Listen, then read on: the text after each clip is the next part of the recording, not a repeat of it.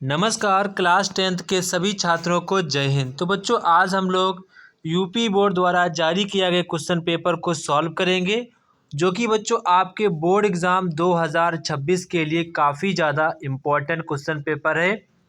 बच्चों ये आपका क्वेश्चन पेपर अंग्रेजी विषय का है। इसी पैटर्न के आधार पर आप लोगों का बोर्ड एग्ज़ाम का क्वेश्चन पेपर बनाया जाएगा। तो बच्चों आप लोग समझ सकते हैं ये क्वेश्चन पेपर आपके लिए कितना ज़्यादा इम्पोर्टेंट है। तो आज हम लोग इस क्वेश्चन पेपर को पूरा सॉल्व करेंगे और देखेंगे कि आपके एग्ज़ाम के लिए कौन कौन से इम्पोर्टेंट क्वेश्चन बन सकते हैं। अगर बच्चों आपके पास कोई दूसरा क्वेश्चन पेपर है तो बच्चों आप हमें अपना क्वेश्चन पेपर इस नंबर पर व्हाट्सएप कर देना है। आपके पेपर का हल आपके पास हम पहुंचाने का प्रयास करेंगे, ठीक है।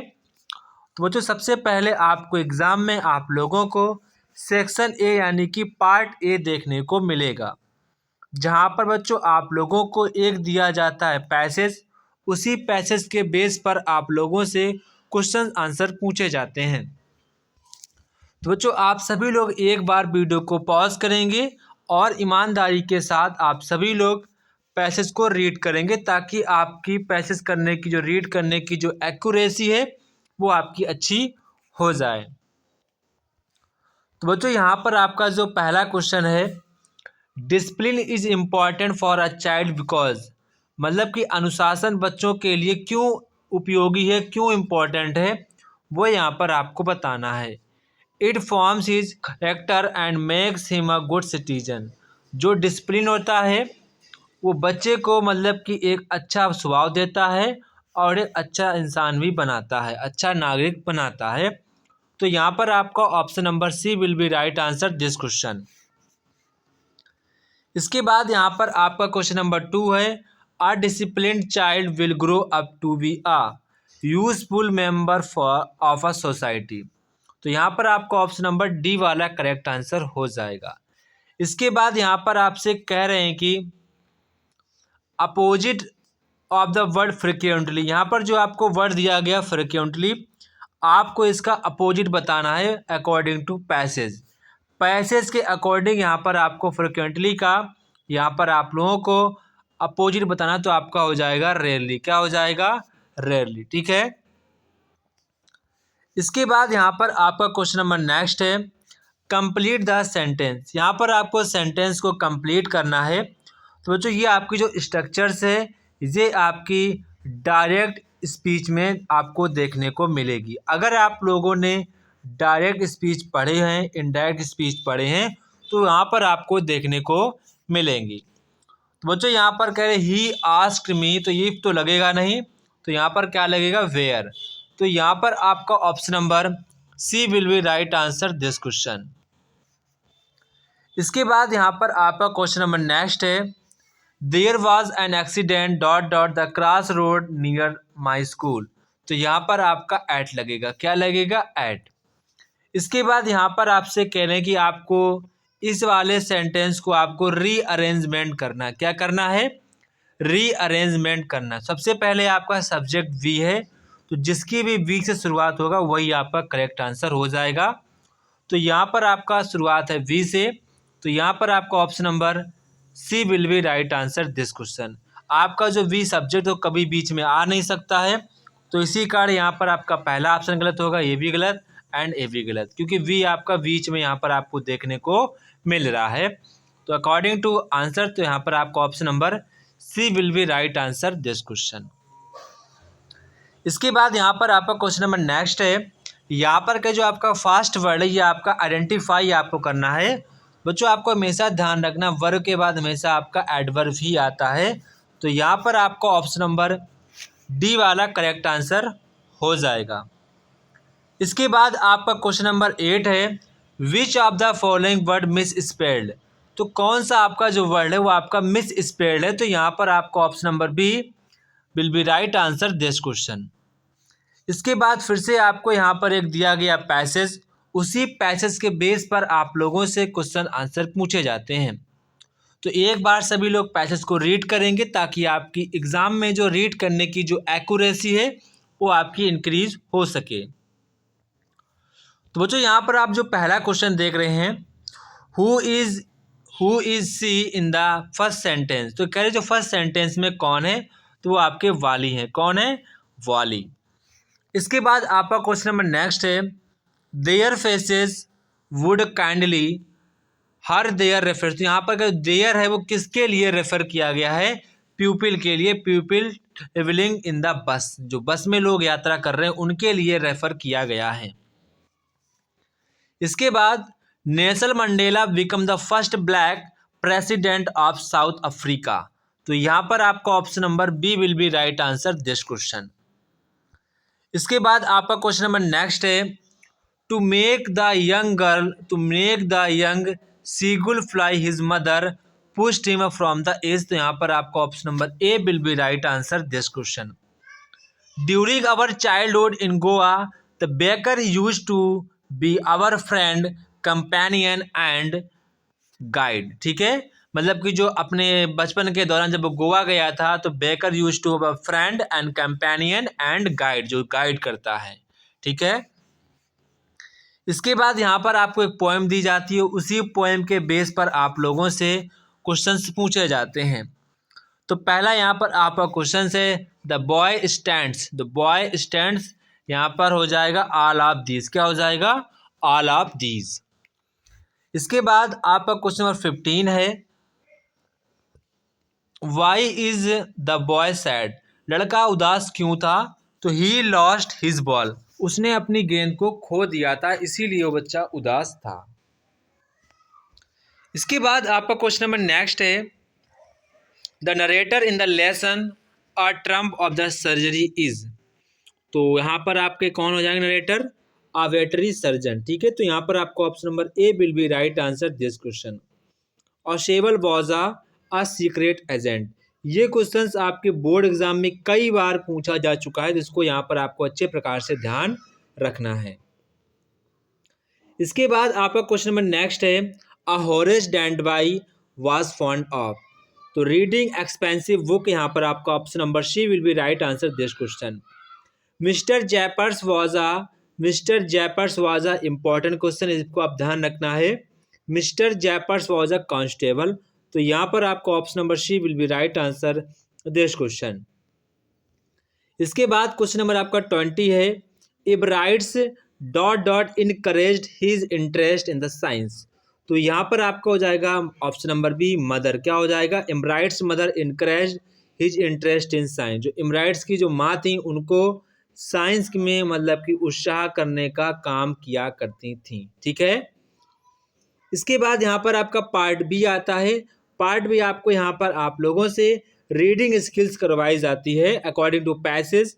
तो यहाँ पर आपको दिया गया है पैसेज, उसी पैसेज के अकॉर्डिंग यहाँ पर आपको क्वेश्चंस आंसर देने होते हैं। तो एक बार सभी लोग ईमानदारी के साथ पैसेज को रीड करेंगे, ताकि जो आप रीड करने की जो स्किल्स है आपकी इम्प्रूवमेंट हो सके। तो आप सभी लोग एक बार वीडियो को पॉज करेंगे और बाय हॉनेस्टली आप सभी लोग पैसेज को रीड करेंगे।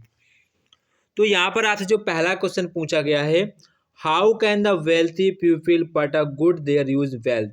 यहाँ पर कहें जो वेल्थी पीपल हैं वो किस तरीके से अपने वेल्थ का सही यूज करते हैं, वो यहाँ पर आपको बताने से। जैसे कि आप देख रहे थे जो अमीर लोग होते हैं वो अपने पैसों का सही ढंग से प्रयोग करते हैं, तभी वो डे बाय डे रिच हो जाते हैं। वो यहाँ पर आपको बताना कैसे वो यूज करते हैं। Ward works of public utility can be carried out by rich man. ठीक है, इसके बाद how do rich man waste their money. जो यहाँ पर कह रहे हैं जो अमीर लोग होते हैं अपना पैसा कैसे बर्बाद करते हैं, वो यहाँ पर आपको बताना है। इसके बाद यहाँ पर आपसे कह रहे हैं found the word passage mean several. तो यहाँ पर कह रहे हैं कि सेवरल का आपको मीनिंग बताना। तो यहाँ पर आप सेवरल का मीनिंग लिख सकते हैं मैनी। क्या लिख सकते हैं? मैनी। यहाँ पर आप लिख सकते हैं मैनी। ठीक है, इसके बाद आपका नेक्स्ट क्वेश्चन है, आपकी राइटिंग स्किल्स यहाँ पर आपकी देखी जाएगी। यहाँ पर आपको एप्लीकेशन लिखना है कि आपकी जो कॉलेज में आपके जो क्लास टीचर्स हैं उन्होंने आपका नाम काट दिया है। तो कैसे भी करके आपको उनको सूचना देनी है कि हमारी समस्या ये हो गई थी, हमारी फैमिली प्रॉब्लम थी, कुछ भी थी, वो यहाँ पर आपको लिखना है। इसके बाद उनसे बोलना है कि कृपया करके मेरा नाम फिर से लिख दें, दोबारा से ऐसी गलती नहीं होगी। ठीक है, ऐसा यहाँ पर आपको उनको बताना है। इसके बाद और मैं यहाँ पर आपसे कह रहे हैं कि आपको यहाँ पर अपने फ्रेंड को लेटर लिखना है कि उनकी माता जी का देहांत हो चुका है, तो वहाँ पर आप लिख सकते हैं। इसके बाद यहाँ पर आपसे कह रहे हैं कि आपको आर्टिकल लिखना है। आर्टिकल लिखना है, किस पर लिखना है? इम्पोर्टेंस एंड नीड, आवश्यकता और जरूरत पर यहाँ पर आपको यहाँ पर आर्टिकल लिखना है, ठीक है। इसके बाद यहाँ पर आपको कई सारी हेडिंग्स भी दी गई, आपको इन्हीं हेडिंग्स पर ही आपको लिखना है। अदरवाइज आप एन इंडियन फेस्टिवल पर भी आप आर्टिकल लिख सकते हैं। आर्टिकल का मतलब है आप ऐसे यहाँ पर आपको लिखना है। मुझे यहाँ पर आपको बात ध्यान रखनी, जब भी आप ऐसे लिखें कम से कम आप 3 से 3.5 पेज का ऐसे लिखेंगे, तभी आपको 6 नंबर मिल पाएंगे। और जब भी आप एग्ज़ाम में ऐसे लिखें तो बच्चों आप लोग हेडिंग बनाकर ही लिखें, ठीक है। हेडिंग बनाकर लिखना, बिना हेडिंग के आप लोगों को नहीं लिखना है। इसके बाद यहाँ पर आपका ग्रामर सेक्शंस आता है। तो बच्चों यहाँ पर ग्रामर सेक्शंस में आपको ध्यान रखना है, आपको यहाँ पर ग्रामर सेक्शन में एग्जाम में, बोर्ड एग्जाम में एक भी क्वेश्चन तो गलत नहीं होने देना है।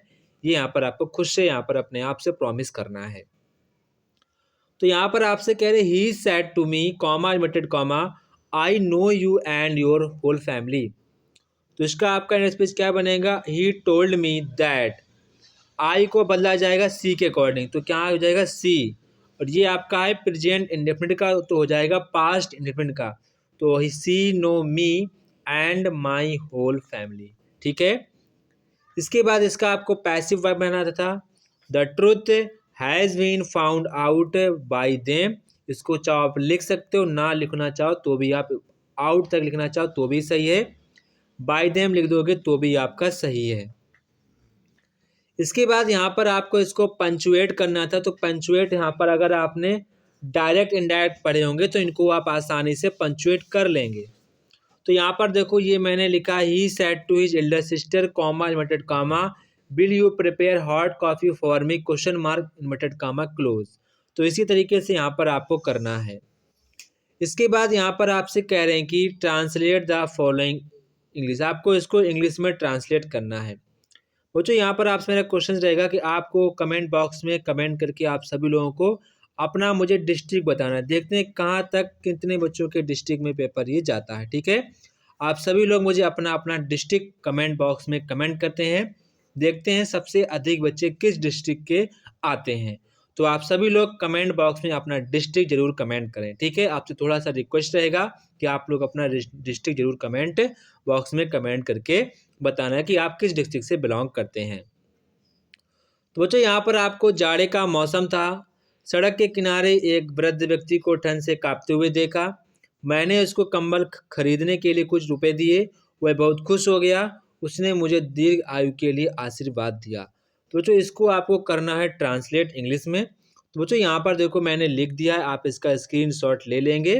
ये बच्चों आपके बोर्ड एग्जाम में आ चुका है, तो इसको आपको अच्छे प्रकार से तैयार भी कर लेना है। बोर्ड एग्ज़ाम 2026 के लिए ये काफ़ी ज़्यादा इम्पोर्टेंट रहने वाला है, तो इसको आपको अच्छे प्रकार से तैयार कर लेना है। It was the winter season full stop by the side of the road comma I saw an old man shivering cold full stop I gave him some money to buy a blanket full stop he become very happy and blessed me with a long life, ठीक है। इसके बाद यहाँ पर आप देखेंगे कि यहाँ पर आपका तो हो ही चुका है। इसके बाद यहाँ पर आपका लिटरेचर आता है। तो बच्चों यहाँ पर आपसे कह रहे हैं कि how did Lencho and his family welcome the rain. Lencho और उसकी जो फैमिली है वर्षा का किस तरीके से स्वागत करती हैं, वो यहाँ पर आपको बताना है। इसके बाद यहाँ पर आपसे और मैं कह रहे हैं कि वाई डिड किसा गौतमी गो टू गौतम बुद्धा। यहाँ पर कह रहे हैं जो किसा गौतमी थी वो गौतम बुद्ध के पास क्यों गई थी। What did ask her to bring, और उन्होंने गौतम बुद्ध से क्या मांगा था, वो यहाँ पर आपको बताना है। इसके बाद यहाँ पर आपसे कह रहे हैं कि who were Nelson Mandela. Nelson Mandela कौन था। What did he fight for, उसने किस चीज़ के लिए यहाँ पर फाइट किया था, वो यहाँ पर आपको बताना है। और मैं यहाँ पर कह रहे हैं what sport can Coorg offers to tourist. यहाँ पर कह रहे हैं कौन से खेल थे जो कूर्ग को ऑफर टूरिस्ट द्वारा किए गए थे। इसके बाद यहाँ पर आपसे आंसर में कह रहे हैं कि आपको 60 वर्ड में आंसर देना है, तो इसको यहाँ पर आपको ध्यान रखना होगा। What does Annie Frank tell us about herself and family members, her school and teachers in her diary? ठीक है। इसके बाद who are Nataya and Lomo? Which points start quarrel between Lomo and Nataya? Why does Nataya Chogu bring to up Lomo back? ठीक है। ये questions आपके दोनों के दोनों यहाँ पर नहीं करने, आपको केवल एक कोई क्वेश्चन करना, 4 नंबर का यहाँ पर क्वेश्चन रहने वाला है। ठीक है। इसके बाद यहाँ पर आपसे कह रहे हैं कि in what state of mind was up at beginning what happened when the dust of so fell on. तो ये डस्ट ऑफ स्नो से लिया गया है, इसको यहाँ पर ऑन में कहा गया है। आपको हमेशा ये पोएम वाला ही करना है। ठीक है। ये आपके लिए आसान रहेगा, ये आपके लिए काफ़ी ज़्यादा टफ रहेगा, इसको आपको कभी भी एग्जाम में नहीं करना है। ठीक है। आपको हमेशा पोएम ही लिखनी है। इसके बाद यहाँ पर आपको सेंट्रल आइडिया लिखना है, किसी एक पर यहाँ पर आपको सेंट्रल आइडिया लिखना है। ठीक है। इसके बाद यहाँ पर आपसे कह रहे हैं कि आपको एनी वन आंसर देना है। Why did Hari Singh rob Anil first and then return his money? B कह रहे हैं why was Ramlal worried when the marriage of Bholi was broken? What did Bholi say to him then? इसके बाद क्वेश्चन नंबर 10 आपको एनी वन करना है। 60 आपका लॉन्ग आंसर है, तो जब भी आप लॉन्ग आंसर लिखें तो हमेशा आपको हेडिंग बनाकर ही लिखना है। Why did Griffin enter a big London store? ठीक, जो ग्रिफिन था वो बिग लंदन स्टोर में क्यों एंटर किया वो बताना है। What did he do their? उसने वहाँ पर क्या किया वो भी आपको बताना है। Give a character sketch of मेमी लोशन, तो इसको यहाँ पर आपको इनके बारे में बताना है। तो बच्चों ये था हमारे क्लास 10th का इंग्लिश का इम्पोर्टेंट क्वेश्चन पेपर, जो कि बच्चों आपके बोर्ड एग्जाम के लिए काफ़ी ज़्यादा इंपॉर्टेंट है। आप सभी लोग इस क्वेश्चन पेपर को अच्छे प्रकार से तैयार करना है ताकि आपके बोर्ड एग्जाम में अच्छे मार्क्स आ सकें। तो जय हिंद बच्चों, फिर मिलते अपने नेक्स्ट वीडियो में, तब तक की आपसी बच्चों को जय हिंद।